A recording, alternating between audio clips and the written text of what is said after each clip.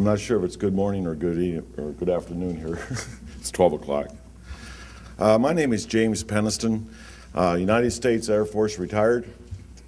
In 1980, I was assigned to the largest tactical fighter wing in the Air Force at the time. I was stationed at RAF Woodbridge, England.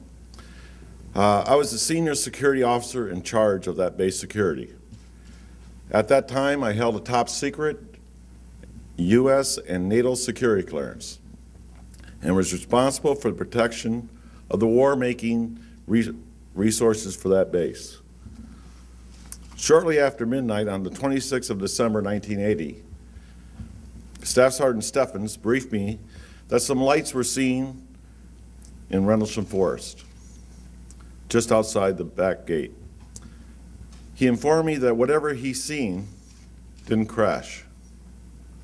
He told me it landed. I discounted that and reported to the control center at the base that we had a possible downed aircraft. I then ordered Airman Kabanzak, A1C Burroughs to respond with me off-site. When we arrived to the suspected crash site, it quickly became apparent that we were not dealing with a plane crash, or for that matter, anything else we've ever responded to. There was a bright light emanating from an object on the forest floor. As we approached it on foot, a silhouetted triangular craft about 9 feet long, 6.5 feet high, came into view. The craft was fully intact and sitting in a small clearing just inside the woods. As the three of us got closer to the craft, we started experiencing radio difficulties. I then asked Airman Kabanzak to relay the radio transmissions back to our control center, act as a relay. Burroughs and I proceeded towards the craft.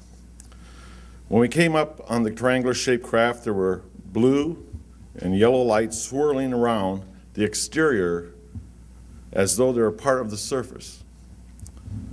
The air around us was electrically charged, and we could feel it on our clothes, our skin, and our hair. Nothing in my training prepared me for what I was witnessing. After 10 minutes without any apparent aggression, I determined the craft was non-hostile to my team and to the base.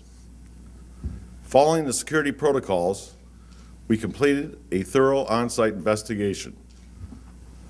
This included a full physical examination of the craft, which included photographs and my notebook entries that I had at the time, and relays with the radio through Airman Kabanzak to our control center. Those were required. On one side of the craft, there were symbols that measured 3 inches high, and they're approximately about 2.5 feet long. These symbols were pictorial in design. The largest symbol was a triangle and was centered in the middle of the others. These symbols were etched into the surface of the craft, which was warm to the touch.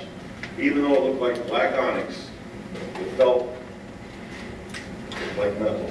The feeling I had during the encounter was like no type of aircraft that I've ever seen before. It was in the Jane's book of known aircraft or anything I've seen since. After roughly about 45 minutes, the light from the craft began to intensify. Burroughs and I then took a defensive position away from the craft as it lifted off the ground without any noise or air disturbance. It maneuvered through the trees and shot off at an unbelievable rate of speed. It was gone in a blink of an eye.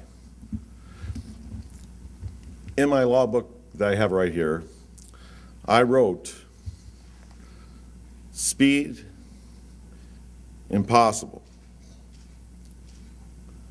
That night, over 80 Air Force personnel, all trained observers, assigned to the 81st Security Police Squadron, witnessed the takeoff.